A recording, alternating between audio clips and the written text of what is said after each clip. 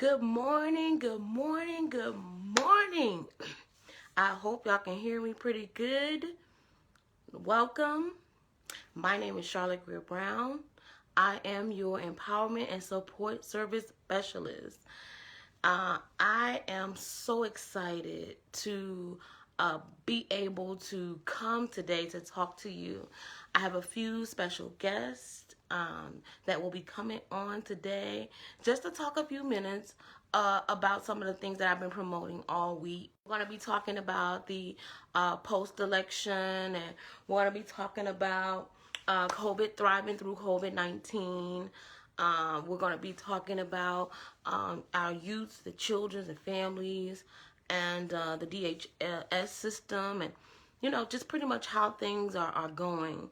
We're also going to be talking about resources that are available to people. Shout out to Tiara Jones, Natasha Harris, Selima Lovelace, Precious Samuel, Wesley Brown. I like to get all my shout outs first. Summer Woods, Ernie Bristow, so many wonderful people. Sonia Blount. These are people who are continuing to push the resources in the community. And I'm so excited to be able to talk to some of those people today. Bridget Powell, April McBride, Yolanda Bryant, my DKOD family, Emmanuel Bussey, Zahara Ahmad, and all of these wonderful people. Mr. Philadelphia, I can't forget you. And Terrell Carney. There are just so many. I just said what came to my mind. Vincent Walker. All these people who are right here because they are daily, may not be on social media all the time, but they are out there putting in the work, helping people. They have small businesses. Y'all, we can't forget that.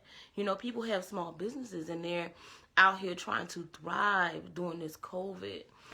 So yes, I am going to, one of my guests who were coming on today and was unable to make it. So I'm just going to talk a little bit about the COVID-19.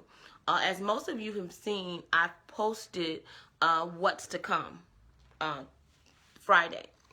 So Philadelphia is back on a restriction. I wouldn't necessarily call it phase 1 because, there's going to still be things opening. Phase 1, we were shut down, period. We couldn't do anything, right? So we're going to be able to still do things. I'm pretty sure people don't want to be out having events with 5 people. So I came up with a list of different platforms that people could utilize to do their virtual stuff because we want to be safe. And I attached like 99 different people to that post. So I hope and pray that you utilize the information so that we can have a safer Philadelphia. Also, don't alleviate having car functions or outdoor functions where people can sit inside their vehicles while an event is taking place. And it will be profitable because it's going to be cold. And if a person has a vehicle, they can warm up and still be able to enjoy whatever you're presenting to them. So thriving through COVID-19, I tell people, what did we learn? What did we learn from the first time? What did we learn what did we learn? So I think from the first time we learned that people really didn't know what was going on, and we tried to do the best we can. We do know for a fact that mask helps, okay? We do know that, but most people found out later that it could get anywhere, through your eyes, through your mouth, through your nose. I think one of my concerns was always people holding the mask. Where is my mask? I think I brought my mask over so I could demonstrate. I don't think I have it. But most people like to wear their mask up underneath their nose or halfway in their mouth. And we can't control that. That's what other people do. So we need to be able to figure out a way that we can thrive through this. Not survive, y'all. We want to be able to thrive. We want to be able to still live and do things, but do it safe. And because of the numbers are so high, I just strongly suggest that we do not do any gatherings, any barbecues, or whatever, okay? I just do not encourage that at all. All right. What do we know? Let me get to this, y'all, really quick.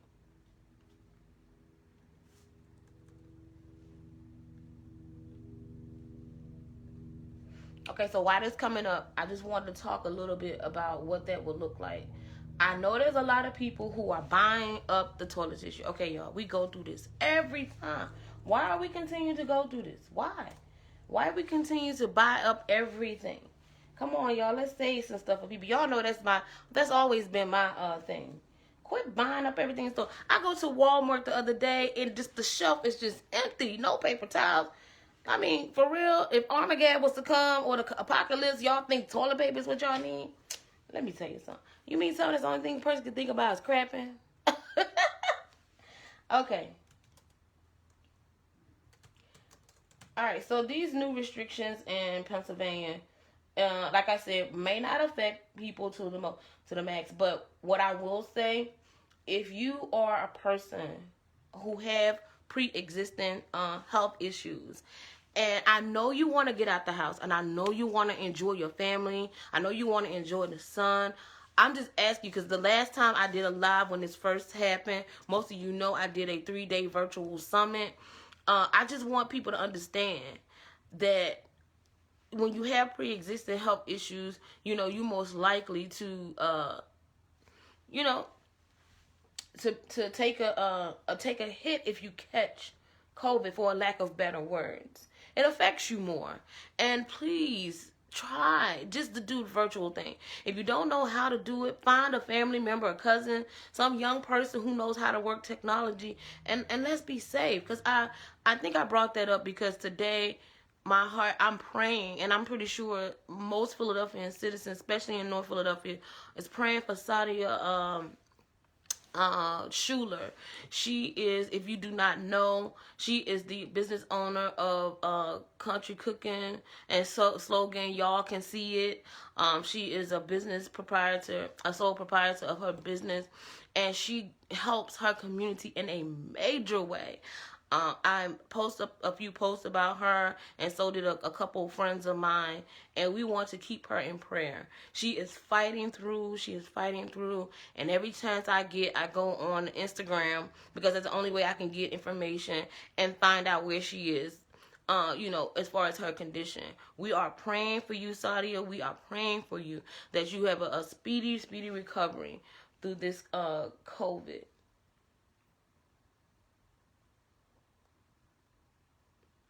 Thank you so much. Thank you so much, Jane. So, let's go. We only have a few minutes. Each person that comes on today, we're only going to be talking for like 15 minutes. So, bear with us and give us some time. Hey, and Jane, if you can come back. I'll be here till like 12 something. Then I have to make a run. I have to leave about 12:30. So, yes. Thank you for joining me.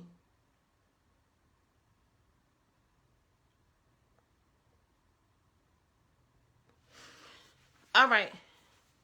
So, yeah, we want to make sure that we are safe. Now, one of the things that we didn't talk about the last time when COVID happened was the children.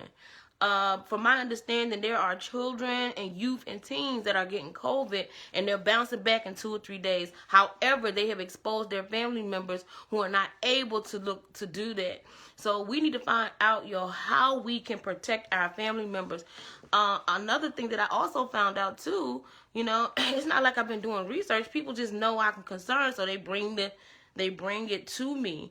And one of the things that was brought to me was, parents have been locking their children out the house.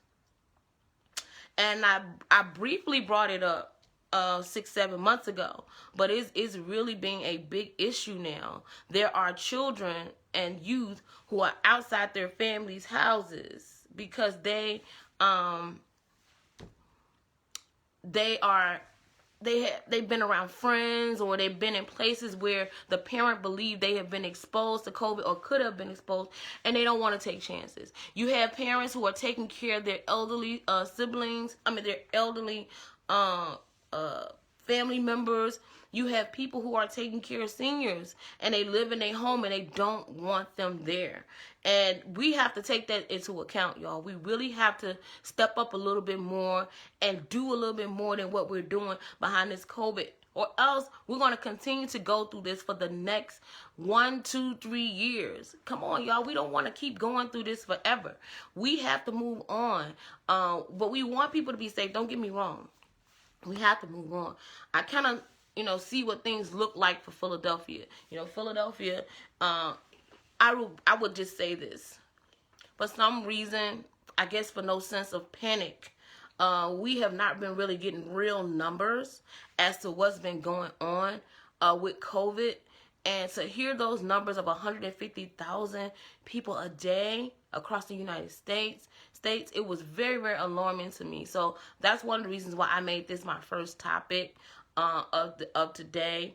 And, it's not too much we could really say about it. We have to practice and be practitioners of what we preach. So just like I'm sharing with you and giving you my ideas and my thoughts on how we could thrive through COVID-19, I'm also, talking to myself. Because most of you know, some of you will call me, text me, and inbox me, Charlotte, are you at that rally? Charlotte, are you at that event?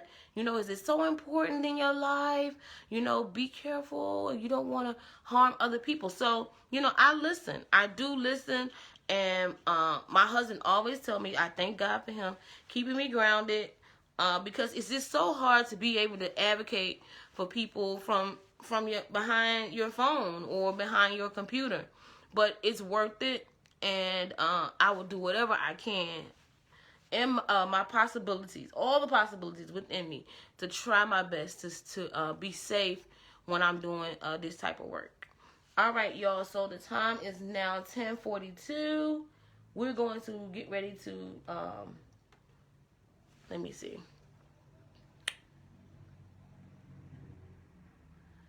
I am about to get ready to bring my next guest on. Let me see if I can find her.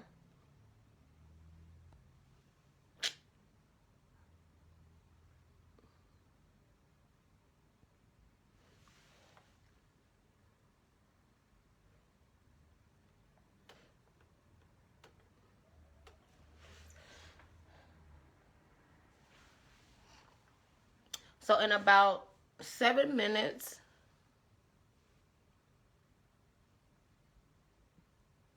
I'm going to prompt my good friend to get ready to come on. I hope she's somewhere around so that I can make sure she comes on. Hi, Jean. Y'all, let me drink some water because I'm be talking for a minute.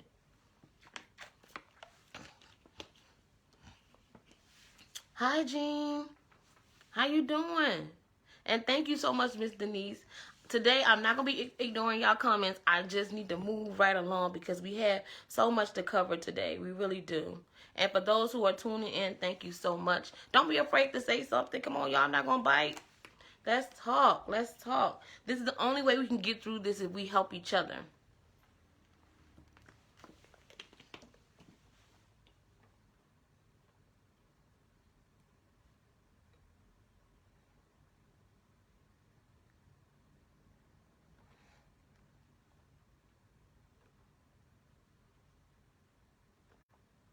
Okay, so I have my list pulled up. Hi, Clifford. As you come in, I'll speak to you until it's time for me to get to where I'm going.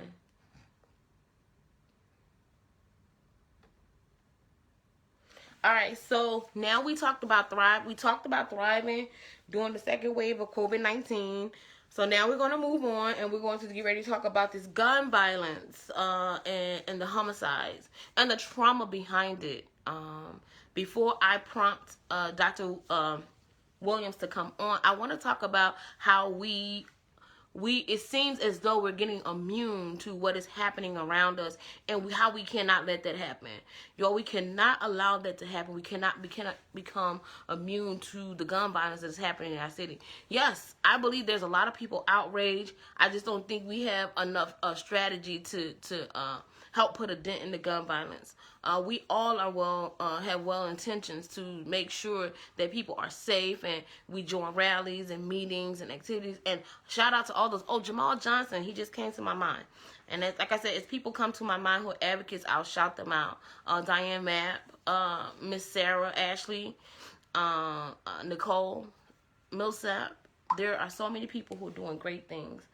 And I'm just glad that they're able to do that. But we want to make sure that we are not immune to the gun violence that's happening in the city of Philadelphia. It is now 400 plus. I've lost track, to be honest, with the plus, because it's just too many, you know. And we want people to understand that we are on the front line, but we also need to create some spaces and some things where we can help these children. The preventive measures, you know, what are the preventive measures? And when I thought about preventive measures, I thought about Mel Wells when he has the job creation. You know, what are you doing to make sure people are engaged and involved, especially young people, y'all. These are ages 30 and under, 30 to 18. We want to make sure these young people have some substance or have something to hold on to. And, you know, everyone doesn't have a personality like me who, oh, they don't want it, or they not going to listen. Listen, I was a teacher for a year, and I know I impact a lot of young people. Sometimes you just have to get in front of them and show that you care. And, you know, that's the only way it's going to work. We have to make sure we care. We have our own lives. We have our own families. But if we're going to be advocates, we need to be true advocates. And if we're not able to do it, we need to refer the work to someone else who's able to adequately do it. You know, people like Mecca Robbins who come to mind, Akil Williams, all these great people who are out here doing great things. Philly Wonder Woman, where are you? That's my girl, Lucinda. Oh, Andre Wright, there you go. That's another brother. Yes, Andre, I should have brought you on. Let me know if you can talk later on around 12. I'm going to bring you on so you can talk to me. All right, y'all, so I got to prompt my friend because she's getting ready to come on. So let me go and find her. Let's see. Yes, they need a lot of love, and Andre, and they need a positive outlet. And you know, before COVID, I had those positive outlets on my end. Oh my goodness, I could just listen. You have to go on my site to see how many people, how many activities and how many people was involved in the things that I was doing. I did a 12-month calendar for youth to be involved in so many different things.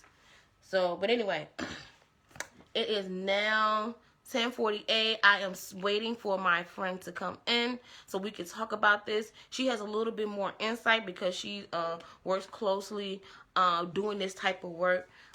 She's a near dear friend to me, and we do a lot of positive things in the community. While she's getting ready to come on, yeah, I want to embellish on that. The kids need positive outlet, and they need somewhere to belong. Yes. And I don't know if you ever heard my story, but I had a young man in my class who was a 12th grader, but he was like a year behind. And we were talking about violence during one of my breaks. We talk about gun violence. Some of the children like well, I'm going to say children, but teens like to come and sit in my room while I'm on my lunch break. They like to come and sit and listen. I didn't even have time to myself. And we would talk about different subjects, and one of the young boys was telling me how there were a few people who were causing a war in North Philadelphia and West Philadelphia, and they had called a truce for them to come together and then help with the others. So that two groups are still working with each other to try to combat the gun violence, but they cannot do it by themselves. As a matter of fact, Andre, I'm going to send you, when I find a picture, I'm going to send you the picture and the limited information that I have to see if you know some of these people, because these young people are doing some great things. They were once on the corners doing whatever, and they decided to come together because it was just too much killing. But there's other groups, younger people, younger females and males who just feel like, you know, this is what they're out here fighting for, and this is what they have to do. I mean, I heard it out of their mouths. They told me how they feel. So let me see what's going on, y'all. Hold on just a second.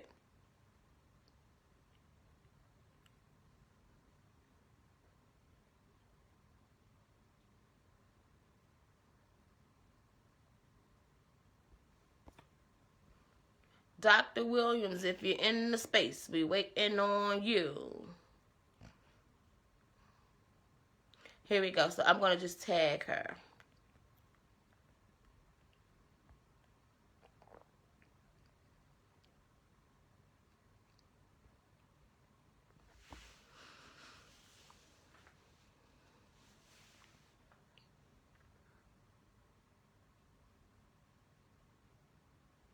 Where are you? Come on in the room.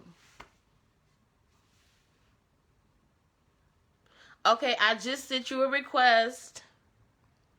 All right, I'm adding you.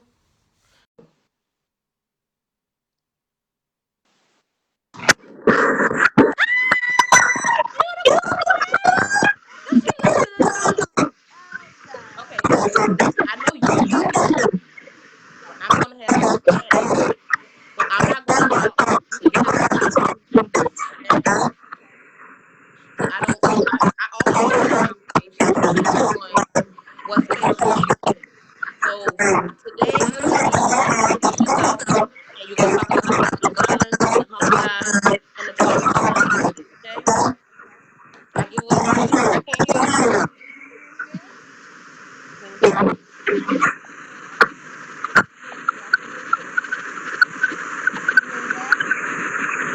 I think it's wherever you are in the space. Can you go somewhere else and come back later on?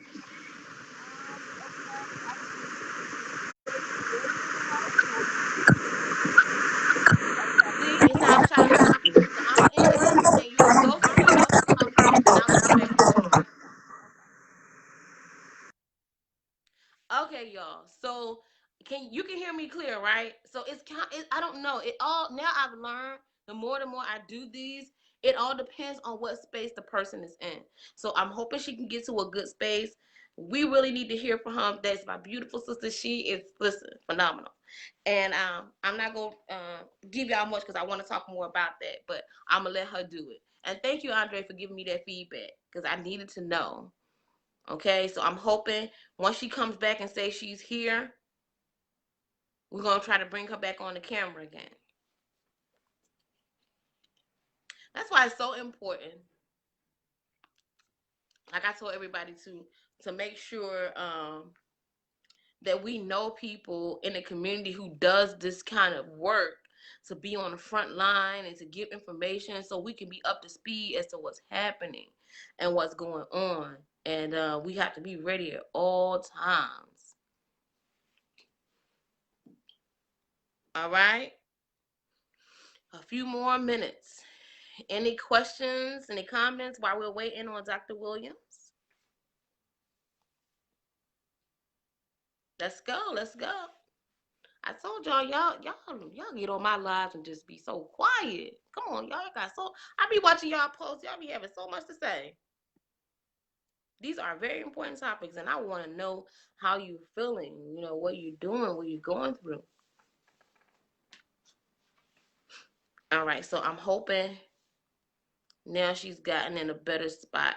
And if not, we're just going to make sure we can hear her pretty clearly and we can get her on talking. So when she comes on, I will probably just be watching and viewing and not saying much because I want her to be heard. All right, we're going to try this again.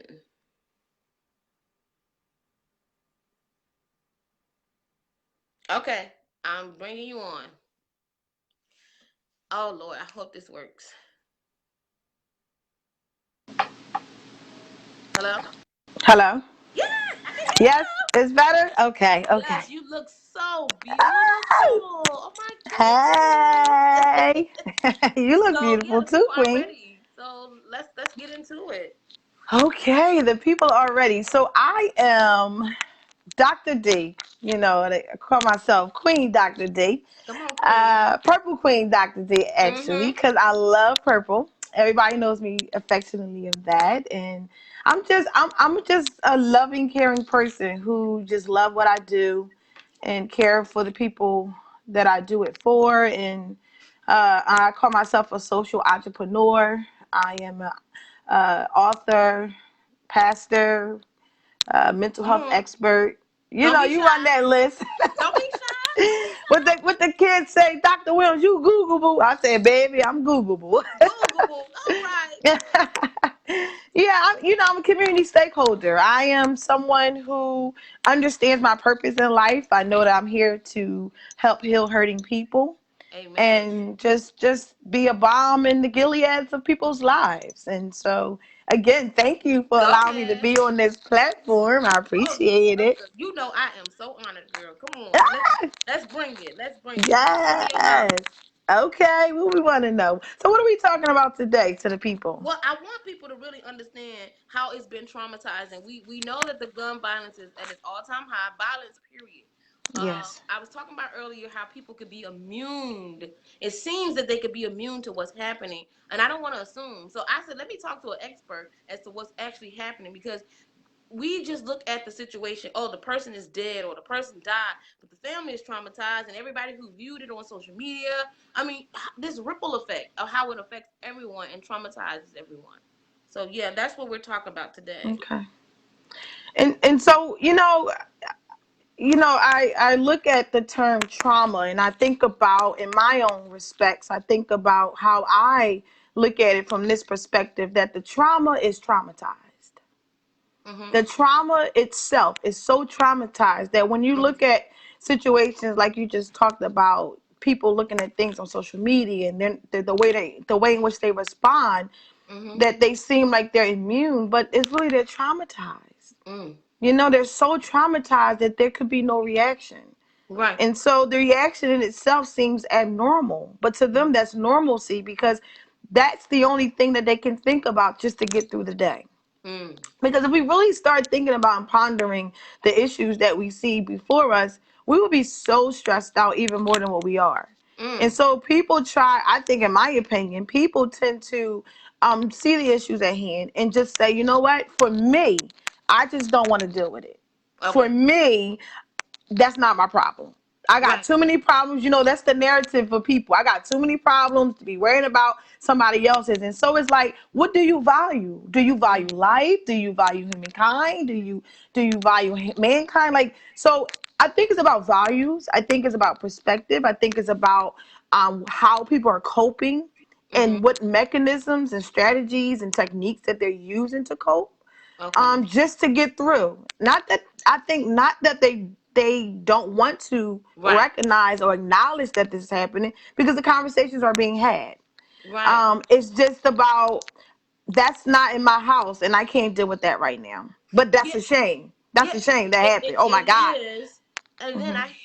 I see some of my friends who post on social media, or we talk in circles where they talk about how they have self care. They have to do this self care, where they have to Hmm. think about them first. And, just because they're not vocal, like maybe me or yourself or anyone else, they, doesn't mean that they do not care. And I just think anyone who calls themselves an advocate or activist, or who's on the front line to really help people, and it does depends on what area you're dealing with. I think we should be a little bit more, because the more we heighten the concern of what is happening, the more we'll want to do something about it. That's what I'm trying to get to. If we diminish it and we make it seem as though, if we dismiss it as though, oh, that's a part of life. But I I think I don't think think the that's issues never be resolved. Right. I think that's the beauty of organizations and communities. I think the beauty is knowing what parts people play. Right. And so if you're making it a communal thing in terms of activists, right? You look at the degrees of activism. And so Hmm. you may have those who are born bold and confident to go Right. out and be the voices, to be those prophets of Elijah and Elishas, and to be John the Baptistas or John the Right. Baptists, right? But Right. then you have those who are okay with just being okay, being behind the scenes and Okay. having those roundtable discussions. I think it's not to diminish the level of activism that they have. I think it's a matter of recognizing, you know what? Tomato, tomato, potato, Right. potato. Right. Depending on, it's spelled the same, but sound differently to certain people depending on where you are. And I think the beauty is really saying, you know what, this is who we are. This is Right. how we mesh Sis, Yeah. you do what you do, I do what I do. All right. Right. But guess what? At the end of the day, we all have a conversation centered around a problem. How do we bring a solution? There you go. There Right. you And go. so if there are people who don't want to put things on their pages, I'm very strategic about what I do, how I do Right. it. But the main point is I'm very intentional. And Mm. so I think what's the difference is the intentionality behind people's heart. Because I don't want nobody in my circle that's going to be fake, phony, and false. I know Like, that's right. Come on. I got enough. Listen, I got to look at my food and determine, is this a real tomato or not? Is it organic? You like, come on. They tell me don't get anything with red dye 40 and all that. I got to look at my food because the food that I'm seeing is fake. I don't want to look at your fakes and see that you fake too. Right. Right? Right. We don't have time for fake ones. Right. That's why we don't have time for imposters. We need originators. We need people that's going to be out there and be original, authentic, tell the truth, shame the devil, and keep it moving. Yeah, and Right? Because people are I've heard too dying. many people, like when we go out to the street corners and we're talking, right? You know how people, Hmm. it's beautiful you mentioned that. They can't connect with the people because they're not authentic. And when it gets to the real work, we don't get a chance to do the real work. Now, some people, oh, Charlotte, I don't think you should get on social media and put people on blast. I never really put people on blast. I never put any names. Maybe I may talk about a few of these elected officials, but I don't put people's names out there. I inbox people, I email them, text them, say, listen, that's But not see, the way to those are do the it. You people. But see, those are the people who don't understand two things. One, they don't understand the method, and they're not respecting the process. right, there you go. There you go. That's See, it. they're not understanding your methodology because they don't understand the processes in There you which you go. go to do what you do. It's a Right. process. Life is a process. Come on. If people learn that life is a process, then sometimes they would do things differently, which is the methodology of how they do their outcomes. Absolutely. Your methodology in life is a determining factor of how you will be or you will not. Like, what Absolutely. methods did you take? So if your method is to expose, and I think exposure is also an introductory to awareness. Oh, come Folk, on. Come on, sis. You going come somewhere else on. now. You going somewhere else now. Exposure is an introductory to awareness. Why you think you expose it? Because folks don't know. So I'm Yeah. introducing to you to be aware that something is happening. If I'm using my social media platform to do that, which I can because I have a choice, then I do that. Then I just might make you uncomfortable because you're not respecting the fact that I have a process of how I do things, and this is Yeah. my method. And so people don't respect that. And that's okay. Because I learned this in life, Charlotte. You can determine and tell who people really are when they can't have their way. Right. Right. That's true. That's true. That's true. When they cannot have, listen, you can look at a 2-year-old, a 4-year-old, you can look at a 20-year-old, a 40-year-old, you can look at an 80-year-old. It doesn't matter how old you are. If they cannot have their way, they will show you who they really are. Yes, they will. Yes, they will. And I think once we get through this, then we'll be able to help each other. Um, you know, move forward. Hmm. Yeah, so I see you, Danielle. So as you know, this conversation was 15, 20 minutes.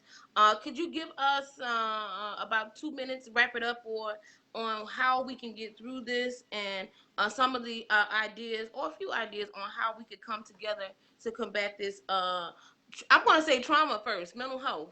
Let's Yeah. let's deal with So that first. one to get through the trauma to is to really recognize that there is trauma.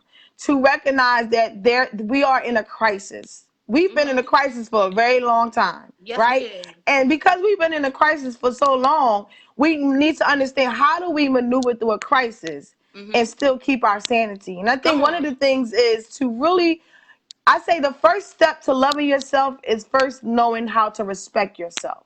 Okay? Absolutely. If you learn how to Absolutely. respect yourself, then you will know how to love yourself. And when you know how to love yourself, you'll understand that the traumas, the crises that you go through in this lifetime right now is to say, you know what? The truth of the matter is, Charlotte, the plane ride tells you the truth. If you're going down, put the oxygen mask on yourself first.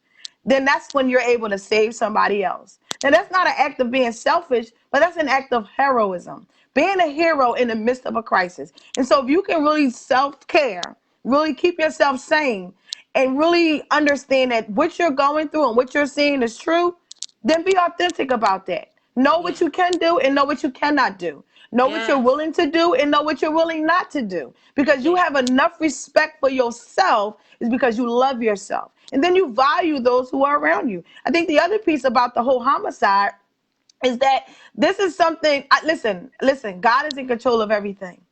God is in control of everything, but he also created man to make choices. And that Yes. one of the things that God did that I think is the most bold, most crazy thing he could ever do was give man choice. Okay? So we make these choices in our lives and Self will. Self God will. don't even exactly God don't even make us choose him. He said, I hope, I wish, I desire for you to love and worship me. But the creator gave creation the opportunity of choice. So this is about choice. And so when people are out here killing one another, it's by choice. And unfortunately, Mm-hmm. it's choices that are not the best. It's choices that Right. are not healthy. It's choices because I don't know how to communicate effectively. Statistically, those who are killed are by someone that they know, Yep. by Absolutely. someone that they're in a Circle. relationship with, a Mm-hmm. circle of friends. Oh, Yep. maybe I saw you with somebody, you looked at me the wrong way, I want to kill you. I don't know why And the now the new homicide. thing, well, the new thing now is social media, like just randomly picking people and that kind of stuff. But we can talk about that. So obviously, Dr. D, you have a lot to share. I have somebody Yes. that's waiting. You and Okay. I are going to have to do some one-on-one on this trauma and homicide because that is so pertinent to me and also to you. So we're going to Yes. figure out a Yes. time we can come back and do this Okay. once a week and talk about this subject. So thank Okay. you. I love you, and I'm going to call you later. Yes. Thank Okay? you. All You got right. a lot of fans on here. Tell them bye. I love you. Bye, Tashanique. I see you. I see you, Andre. I see you. Who else on here? Danielle. God bless her. I see you, Zach. Yes, yes. Dr. Larry McCray. Love you, love you, love you. Talk All to you right. later, guys. Talk Bye to you bye. later. All right. So y'all heard it from Dr. Williams herself. That is my sis, y'all. Love her to death. Love her to death. Yes. All right. So we're gonna bring Attorney Danyl Patterson on. Come on, y'all. I can't wait to hear that strong voice. I miss her strong voice. I'm always texting her, but I love that strong and powerful voice, and she's so informative. Danielle, where are you? I see you watching, but I can't bring you on the camera. You don't have an option. Hmm. I wonder how that would work. So, while I'm trying to figure this thing out, we've talked about thriving through COVID, the second wave of COVID-19. We talked about gun violence and the 400 plus homicides. And the trauma behind it. And pretty much we talked about today how people and particularly respond to homicides. And that is something that we rarely talk about. So, share this live. Um, okay. Let me go. Okay, great. To your iPhone. Okay, so good. I'm waiting on you. But I'm just gonna give you a recap while we're waiting on her to come on. Now we're about to talk about the post election. So many of us, and speaking of trauma, would y'all say that there's been so much trauma going on around this election on both sides? Some people don't see party like they don't see color. Some people don't see color in election, and what we are witnessing is people who are unrest, people who probably don't even understand the process, but you know they are involved in it because somebody got them to be involved or told them how why they should be involved. And sometimes these type of things can shock you if you're not familiar with it. And I've witnessed that from a lot of people. Okay, Daniel, I see you, and I think you're capable now of coming on. And we're gonna also talk about how we can hold uh, uh, our president elect and vice president elect accountable, and why it's important for us to get involved um with the local election. And particularly one that's coming up that most people do not be involved with is the judicial election. So we're gonna bring Danyl on. All right, Danyl, I'm coming.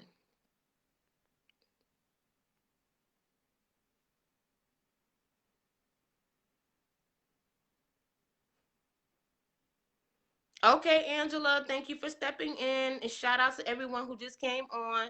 All right, there she goes. Come on in, gorgeous. When we out here trying the technology. How you doing, darling? So I know it depends on where you are. So I probably don't need to say much. So I'll just let you carry. You already know what we're talking about today. Introduce yourself and just go right into it. Hi, everybody. I'm attorney Danyl Patterson, true West Philly girl, born and raised. So I've been very active in making sure that our community is not so disenfranchised, both in the community and in the courtroom. So I'm pleased to be here with you today, Charlotte, and to hope to share some knowledge because you're right. We came off in a very important election, but the one that's probably most important to your day to day is being ignored right now. And I need y'all to be paying attention because that's the one that we don't pay attention to. And that's the one that's going to actually impact your life directly and immediately, typically. So let's get to it. Ask me whatever you want to ask me, Charlotte. Okay, so with the let's start with the post election first. Let's just start with what do you think the feeling is? What is the climate right now? What is the climate? You know, we So know it's tense, but what's the climate? So, what are you talking about with all of the legal challenges, or are you talking about where we Both. stand? Both. Because it's, so there are two different things. Let me reestablish where I am with this and the phone because I was all set up at the computer not knowing it didn't work. I apologize because I knew that was more stable. So where we are. We know that Team Biden Harris is 2020 and that they will be inaugurated on January 20th, 2021. That is what it is. All of these legal challenges have been ridiculous. And that's what I'm going to call them because they have been ridiculous. They are Wow. founded in law or fact. And basically, Donald Trump thought that he was going to have control the courts the same way he's controlled the minds of millions of Americans, which is with what he heard, what somebody's been saying, what he's been hearing, what somebody is telling him. And the courts don't work on that. The courts work on this thing called evidence, and Mm-hmm. he doesn't have any. So what we have, his own director from Homeland Security, who was in charge of cyber crimes, told us this was the most secure election we've had in 25 years. And probably ever. Okay, so what he do? He fires him. Then we file lawsuits in first Arizona, and Arizona, they actually withdrew the lawsuit. Now, this is the other thing. They make a lot of noise about filing, but then they don't tell you what happens to the lawsuits. Arizona, they actually withdrew the lawsuit. They're Mm. actually having trouble holding on to attorneys, which is why now Rudy Giuliani is the attorney. So everybody's like, no, it's just because, no, Rudy Giuliani is the attorney because very famously, Porter Wright, which is a very famous national law firm out of Cleveland, actually withdrew because they were getting pressure from people from the bar about filing fallacious lawsuits, which is in order to file a lawsuit as an attorney, we certify that they have some grounding in fact or law that is actually disputable. And Wow. immediately, when facts were asked for, and you saw this in the Pennsylvania court, what was it? Oh, well, we don't have anybody watching the polls. Okay, so Judge Diamond says, well, who are these people? Because again, the process has been totally transparent and videotaped. It's Yeah. live on a feed. We could all watch it at home. And so Judge Diamond said, well, who are those people? Want to know what the attorney's response was? What? Well, that's a sum that's not zero. Because they can't lie to the court. You can't say No, we they don't have can't. any, and then we're looking right at you. Cannot say that. And immediately thereafter, that lawsuit was withdrawn, and Porter Wright withdrew from the cases. Wisconsin, Wow. they said, okay, we'll do this recount. Run me my $8 million right now, because we all know Mm. the Trump campaign is broke. We know Yep. that. And if you're going to make me have all these man hours for a fake count, because that's what it is, then you're going to run me my money first. And then I know Michigan, that's right. And Michigan learned from them, and they came up and they said, okay, well, you're not inside of the margin of error, and that's very important because people don't understand that. So there's a margin in some states that automatically issue a recount. So in Georgia, they have that statute, and Right. they're within the margin of error that automatically a recount occurs. They were not inside of the margin of error in Wisconsin, Pennsylvania, or Michigan. So if you want a recount, you've got to pay for it. And so that's the law according to those states. And the party who wants it, just like anything else, it's an appeal. So the person who's appealing has to pay those costs. But the likelihood of overcoming hundreds of thousands of ballots is slim to none. This ain't even a Hail Mary. This is a Hail Mary on Easter Sunday when Jesus comes back from the dead. This is what Come this on. is. There is no way in the world, because he's got to turn 3 different states. So he's got to overturn Nevada. There's not even a challenge. Then he's got to overcome Arizona. He's got to overturn Georgia. And even if he gets Arizona and Georgia, he still can't run the table on Michigan, Wisconsin, and Pennsylvania. So it's not whether or not the Biden-Harris team won. It's really just by how much. But what I tell you is Trump thinks, The word I want to use is a done data. it's a done, exactly. So, this is the thing, and I laugh every day. It doesn't even stress me out because I just like to watch it, from the legal standpoint, because Trump, like, literally, you are the losingest president in the history of presidents. So you've lost by popular vote twice, because you lost when you actually were elected. You lost by the popular vote. Now you've lost by the popular vote and the electoral college. Now you're re-losing in every state. And there have been 23 lawsuits filed. So far, they withdrawn 4 of them and lost the other 18. So you just losing left and right. And I don't know. Do he like making a fool of himself? Well, no, I'm gonna tell you what he likes to do. He likes to be a con artist, and what they're doing is this whole "stop the steal." If you read on the bottom of the campaign website, on the bottom of the website for the Freedom Voters or whatever that is, that only donations above $8,000 go to Stop the Steal. So if I donate $7,999, it goes directly to the Trump campaign. If it's $8,000, then it goes to stop the steal. So what's going on is, and we all know that the Trump campaign was Money. Before the election. We know that. That's the reason they had to pull out of TV, and that's the reason they were pulling out of different areas where they thought they were more safe. Well, so what they're doing is they're paying their campaign bills with the Stop the Steal. That's what they're doing. Tell the truth, The biggest line item on the campaign budget has been staying at Trump International, has been the secret, literally. So they're trying to pay they're paying Trump. That's basically what they're doing. They're paying Trump. It is truly fascinating. And from a lawyer, I'm just sitting here like, wow, this is really what we're doing in America. So and I appreciate your comments. I appreciate your active response to it, because I don't see many attorneys actively responding on social media. Some of them guard their words. But you're acting. You bring us the truth. You bring us your levity as well. And thank you for engaging with me in that process. My hairs was standing on top of my head. That. Well, and people don't understand it. It's very, very complex, which is also why people fall for it. I mean, really, if I don't know and I don't understand and nobody's willing to teach me, this is what happens. So that's where we are with that. Biden-Harris will be inaugurated on January 20th. Now, what they get inaugurated to, now that's a whole different problem. Because we got about here. I'm just saying. About 2-3 minutes. Okay. So the most important thing to me that I want you to talk about, because I know you're good with this, is the next elections that's coming up, being involved in the local election and the judicial election, like how important that is for people to be a part of that process. So go ahead, you got 2-3 minutes. So many don't know that in 2016 I actually ran for judge. And I ran for judge when I did because Trump had just won the presidency. And I already knew that the only thing that people who look like me from communities that look like mine, that were going to be able to stabilize them and save them during the Trump presidency, was judges on the bench that looked like them and understood where they were coming from.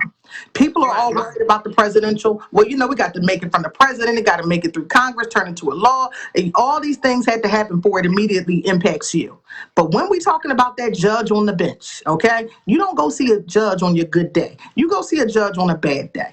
Mm. And a judge has reign over everything: your money, your Mm. welfare, your Mm. kids, Come your on. house, your body, and whether or not you are going to be treated fairly. And when we have judges who are detached from what's going on out here in these streets, for no other way to put it, we get things like the Meek Mill's case, because that's actually trending on my timeline from 3 years ago now, from 2017, when people go, I can't believe it. Well, I could, because the law, actually everything that happened in that case was actually very, very legal. and Mm-hmm. and I actually noted this even then. Y'all turned out in the streets to scream about Meek and free Meek, but we never turned out in the streets for those judicial elections to wonder how the Mm. people who've gotten on the bench that have put this to such that we are in such a disenchanted and disenfranchised position are who they say they are. We need to vet these judges. We need to be paying attention to what they're doing as lawyers. Many, many times people are going to go and they run for judge. They've never tried a case. So we were all just distraught and could not believe that Amy Coney Barrett was going to ascend to SCOTUS. Meanwhile, we're letting it happen right here at our local level. We've got folks Yes. who've never been in a courtroom. We got folks, and you know what? And they win because we're not paying attention. So we've got to pay attention. We've got to vet. And you know what? It just can't be, oh, well, she black or he black, or because all skin folk ain't kinfolk. And we know that too. Okay. Come We on. know that too. Because we also know the ones that as soon as they put their black robe on, they forget all about who they are, where they come from, and what they've been through to get there. Because Yes. every single person that comes before you, when you're a judge, they are having their worst day. They're not familiar with this process. They don't know. You have all the reign and all the authority.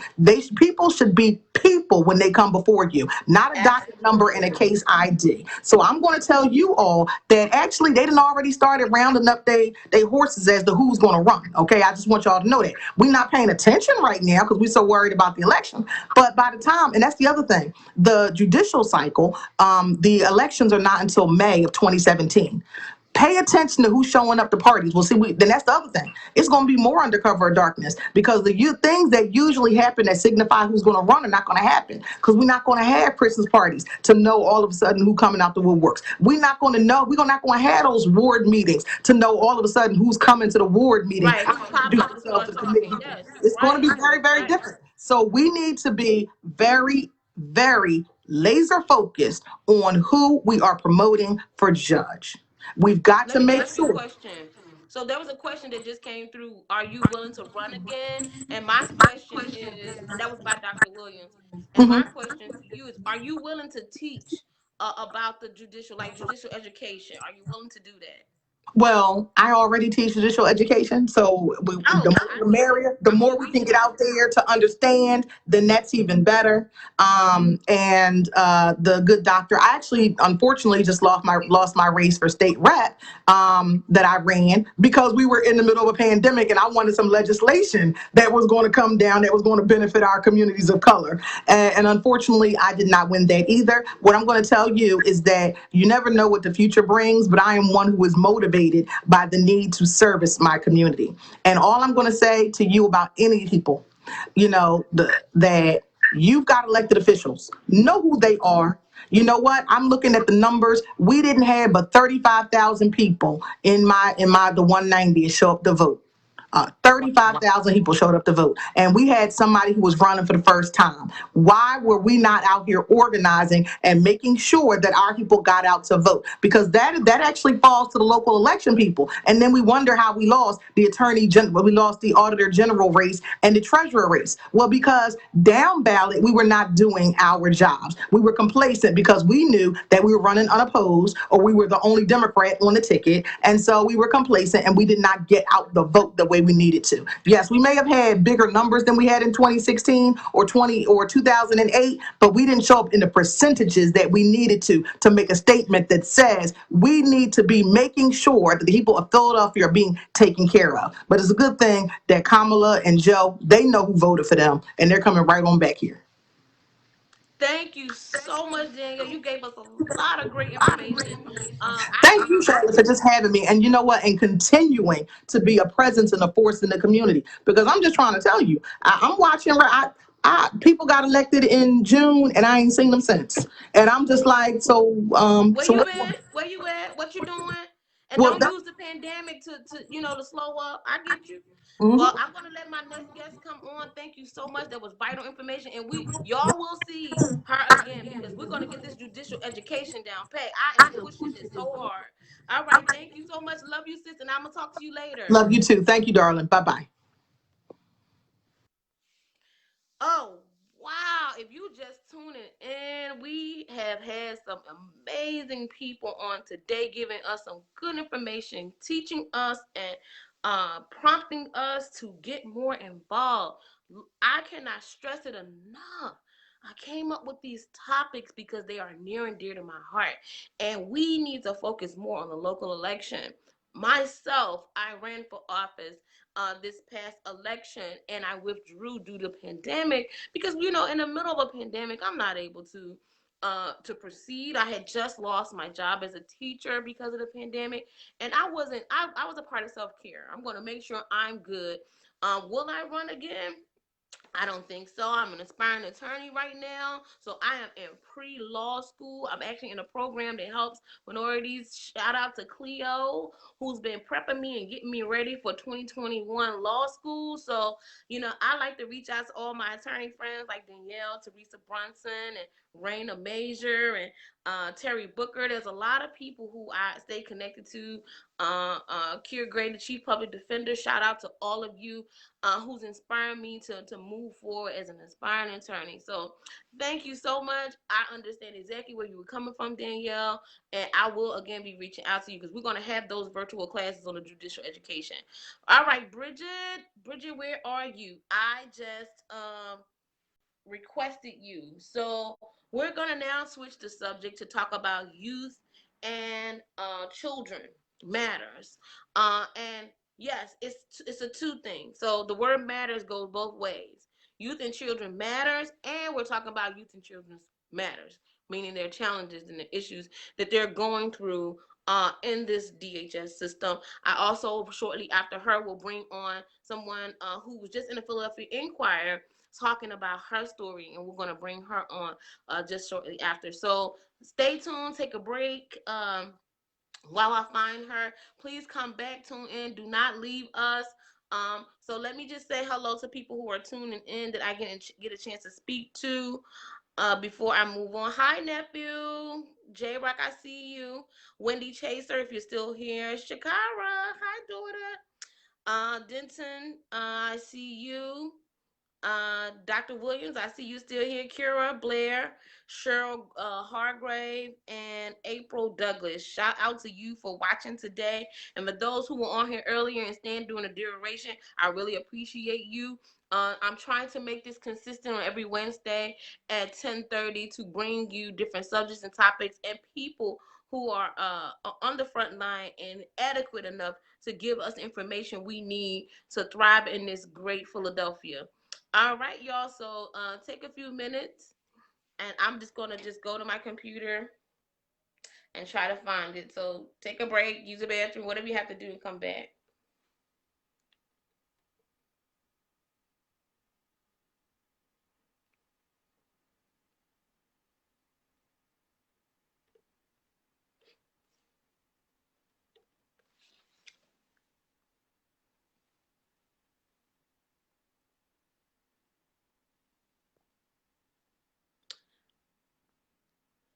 All right. While we're waiting, Bridget, I am looking for you.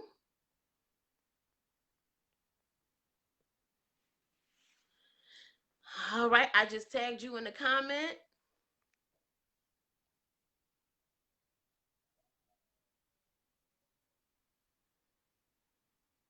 Hi, Terry. How are you?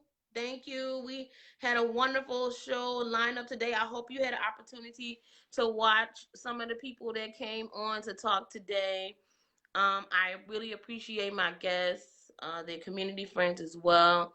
I'll be bringing more faces faces you probably not familiar with who are doing great work, because we want to put them out there too, the ones who are not as so much as visible but willing to come and talk about what they're doing. I want to bring up again, because it just hit my heart, that we are praying for Sadia Schuler. And I think whenever I talk about community and helping in such a major way, she's one of the people that comes to mind. And she is fighting through the COVID-19, and we are praying for her. We want you to know. So if any of her friends or family or people who support her is watching this live, please let her know that Charlotte Grill Brown and friends are praying for her and family members. Shout out to my husband, Thomas Talcat Brown. I don't know, I'm in a separate part of the house, but if you're watching, I love you, honey. Thank you so much for supporting me and doing these things. So yeah, I'm gonna see, because it's like 11:30, and I don't see my next guest. So I'm gonna try to find another one of my guests today, and hopefully she'll come on afterwards, because what we're gonna do is we're going to hold on just a second, y'all.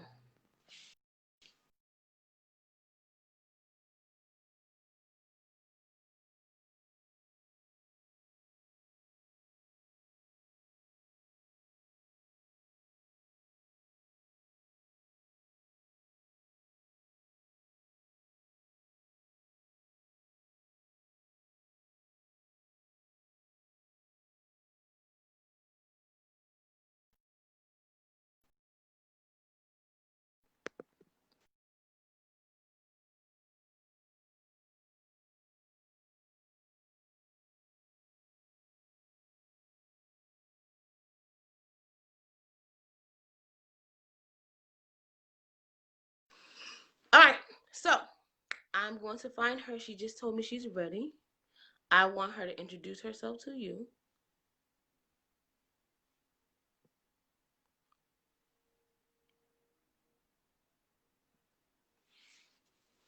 All right. So, April, I just sent you a request to come on in, to come on in, to come on in. Y'all see my button? All righty. All right, great. So,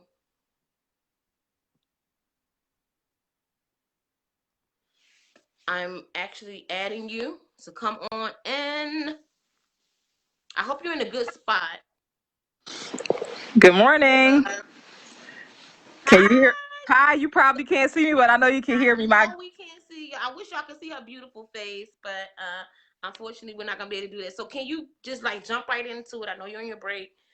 You got about 15 minutes to just go into the story, tell people about, tell people who you are, what you're fighting for, and go into what the Philadelphia Inquirer did an interview with you about. Good morning, everyone. My name is April McBride. I am an advocate. I advocate against DHS family court corruption here that takes place in the Philadelphia family court system. And today, some of my story was published in the Philadelphia Inquirer in regards to DHS placing thousands of individuals on a child abuse registry without any just cause, any due process, proper due process. They do it before the court dates, and also they do it before any valid investigation is done. This was done to me along with several other people, and the reason it was done to me, not only were they retaliating against me for standing up for myself and being strong, they target families, primarily Black and brown families, the most, because they feel that we don't have the financial backing to fight them in court. So what they do is they come up with things, or try to hold our children, even if there is a reason for, investigation is called, and it may be a reason to go out to check and to do a well check on the situation. Once DHS sees that the situation is null and void, they should close this case and let it go. What they do, they see money potential because of Title IV funding that this agency receives for every child they place and every child that's adopted. So now it's become an agency not to help families, but doing more so harm families. And we know DHS is supposed to help families, keep families united, and that, you know, for the growth of the children, for education, for health wise, just for a lifestyle of having families together. But what they have become are money grubbers that are tearing families apart, and it's a great horrible situation in the city of Philadelphia. We have over 400,000 children alone, if not more, in the foster care system here. More children have been taken in Philadelphia than any state in the United States, and they keep going. Like they may slack off for a little bit, you know, from being pressured from the advocates that are going against DHS and exposing them for who they are, not who they supposed to be, but who they are. And now they're trying to take children just using the Zoom, stating that if the children are on Zoom dirty, with dirty clothes on, sleepy, or just unattentive, or even absent, that is a means of neglect and abuse. So they're attempting to take children as well, in regards to those situations and issues. But we know children get dirty. Children are going to be children. Children are like that in the school setting alone, in the in-person school setting. And another thing, DHS also works by a quota. Anybody that works with numbers knows what a quota is. How many can you get? How many can you reach? So DHS has a target quota that they have to meet to receive this federal funding every month, every quarter. This is nothing that I heard. This is what Absolutely. I sat and said, You're right. because I sat in on one of their oversight board meetings, because I knew what was happening to me was not right. I had to find out what exactly was going on. I never knew that this system that was supposed to help children and families was so corrupt that they don't care about a child. A child is only a paycheck to them. And that is so unfair. One of the things that I do believe, since I've been on this journey with y'all, and other people has been on this journey with you, and shout out to Yolanda Bryant, Bridget Powell, Nisi, Raven Jacobs, you know, shout out to, if I forgot anyone, please forgive me. I just need people to understand that we're our number one for and homelessness, poverty. Okay, we're dealing with people, families who do not have, especially during this pandemic, who don't have the adequate means to support their families. And instead of creating preventive measures, let me put it this way, strong strategic preventive measures, we just snatch and take, you know. And people are going through crisis and going through things, and we figure you find a vulnerable spot to feel like you're just gonna take them, you know. And for everyone who's hearing this for the first time, a little over a year ago, I met these dynamic women that I just spoke and said all their names. Raven and we've been knowing each other about 5 years, and I introduced her to the ladies, and she's been joining the fight ever since. And I make sure that I'm on the calls with them, I'm on the meetings with them, and the reason I'm saying this to you, if this is something that's near and dear to you, please find out what these ladies are talking about and get involved. April, Yes. do you have your children now? Do you have your children? Well, DHS only conjured up to take my daughter, even though I had two other minor children in the house, which I still have the two minor children in the house. My case, because I was on top of everything and I was able, thank God, to obtain a private lawyer, DHS saw that there was really no win for them, so they immediately closed the case. The case opened in October. They had the case closed by February the 12th of 2019. So that shows volume there that I was on top of them. And what happened, I had Judge Fernandez. Everybody knows he's like the most corrupt over there. He told me... What's his name again? Judge Joseph Fernandez. Okay. Courtroom 5A. Give it up. Give it up. Yes. So he took the place of... He replaced Judge Lyris Young, which also went down for the way that she was doing abuse of power with with children and families for DHS. So she's actually going to be sentenced soon, but he took her place and he's even worse. So this is why, you guys, this is why it's important for us to get involved in the judicial election. Okay, I cannot stress that enough. You have these people, these abrupt, suburban people thinking ideology come into these positions, and they don't care. They don't care. And as you can witness here, April, and I see you, Bridget. Bridget, we're gonna bring you on afterwards. Thank you. And I also want to address that. If we know that there's been 400,000, y'all know how many people? The last time I checked the census, I don't think the census is rolled through all the way, but I saw 1.3 million people in the city of Philadelphia. How is 400,000 children being taken? Look at that number. That's half the population. Come on, y'all. Are we missing the census and people are not counting correctly? That could possibly happen too. The census is not always fully accurate. But what I'm saying to you is, look at those numbers. Those are high numbers. There has to be a problem for 400,000 young people to be in a DHS system. And where is the strong preventive measures? Where are the strong advocates and attorneys and lawyers who can support this matter? So is there anything else you would like to say? We have a few more minutes, and then I'm going to bring Bridget on. I would like to say, if anybody that is a victim of this situation or any situations, to reach out to Faith. We have an organization, Families Are Important to Heal, and we are going to bond together and stick together and fight the injustice of DHS, family court, anybody else or anything else, because we have to get back to becoming a strong nations of people, and not letting these oppressors keep bringing us down and then talk about us. Let me ask you a question. What do you say to the people who know things are going wrong and they're working on those offices and they're not speaking up or saying anything? I mean, I know about the at-will stay. You could be fired, or, confidentiality, NDAs, and things like that. But, we've had people who formerly worked for DHS to come out and speak at the rallies, because I was there, to tell us what exactly is happening in these, behind these walls. What do you say to those individuals? Galatians says, God shall not be mocked. You will reap what you sow. You will not sleep well. Your conscience will be your guide. You know something is wrong going on. How in the world could you really smile internally knowing that you are part of the evils? So you will reap what you sow. It's always good to do good. How can you say Black Lives Matter, or whatever you think, whatever you're saying is matter, or how can you have children of your own and knowing that there are children being ripped away from their parents, their mothers, that's going through trauma, major trauma, sometimes given to these foster parents to get raped, all types of things happen, and they just get passed on to the next one. Nothing really happens to these foster parents. It's a paid off deal. It's a paid off situation.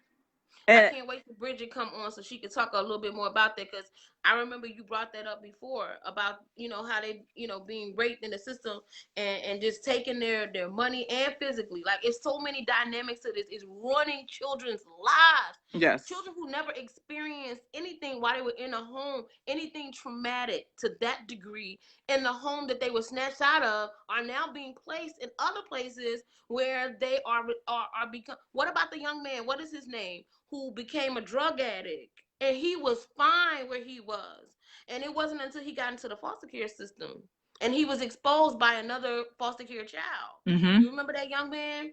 He's now 18 years old. He was at the rally. Wow. Like, my daughter, she was telling me, and they get so much money for these children. My daughter was telling me how she had to wash in hand soap. So when I seen her when we had to have the visit with KUA 10, which is another corrupt organization, all the KUAs, Turning Points, etc. Anybody that's affiliated with DHS, y'all are corrupt too. But however, she was telling me how that she had to wash in hand soap. So me being her mother and always her protector, I brought her, about a bar Dove soap with the contact case and tell her, let me know when you need these things. What else did she do? She would go, when I see her on the visits, her clothes would be dirty, her school clothes, everything, cat hairs all over them. I never had my daughter looking a mess. Never. Her hair was long down her shoulders, just like mine. She came back to me. Her hair won't even grow back anymore. Her hair is above her neck, the neck of her above her neck. I have pictures of my daughter. She said they would do her hair, wash it, dry it, comb it so hard that it would come out in balls, and it would be dried up where it was just breaking off.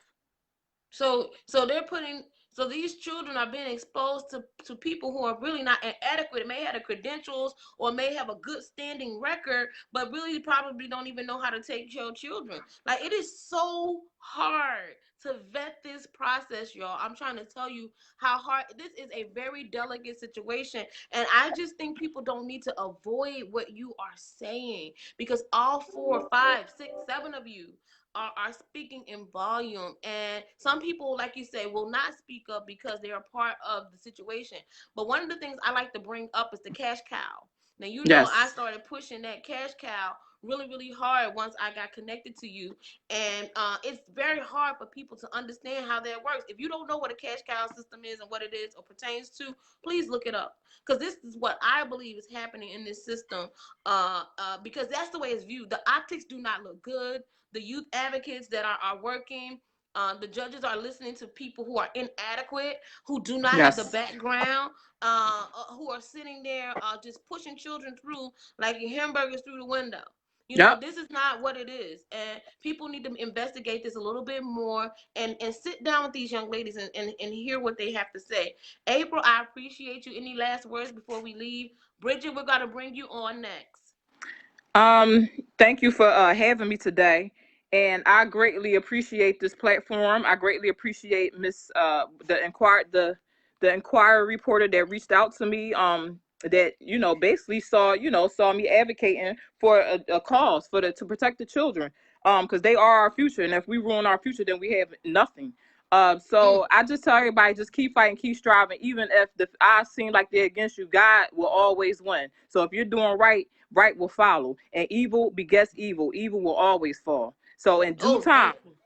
in due time, the evil one's foot will slip. You will have justice.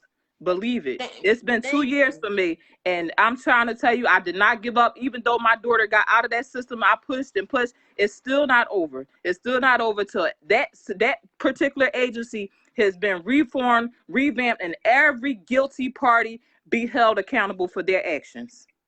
Oh, thank you so much for that word. On that note, that's how we're going to end, because I am a strong believer.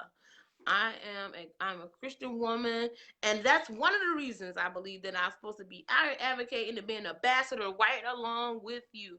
Some people Yes. turn a deaf ear to this subject because it's so political, but Mm-hmm. I believe one day, and I'm an aspiring attorney. You know what I told y'all? I'm going to be riding with y'all to the end. I'm going to be helping Yes. you out, even when it's time for me to put that clip on and say, Charlotte, you an attorney. So y'all know y'all have me for life. I love Yes. y'all. And let me bring your other partner on. We love you too. Hey, Bridget. Okay. Take All right. care. Enjoy You your too. Bye day. bye. Okay, you too. Thanks. All right. Y'all are hearing it. I'm trying to tell y'all, this is so serious. Please, please, please, please tune in and share.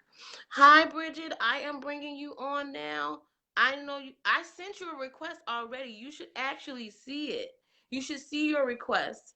Hi, honey. My baby finally joined. I love you. I love you. Thomas Top Kid Brown. Yes, she gave us a word. Didn't April give us a word? She just really set the tone for what's to come. I'm hoping that I can get Bridget on to follow up. We're about to close out. We've already done a hour and a half of show. I just want to recap some of the things we talk about: thriving through COVID-19, the second wave of COVID-19, especially for the city of Philadelphia, gun violence, 400 plus homicides, and the trauma behind it. We in particularly talked about how the trauma is affecting, how trauma is showing its ugly head through people witnessing what is happening with the homicides. And now we talked about post election and how important it is to be involved in your local election and the judicial, especially the judicial election.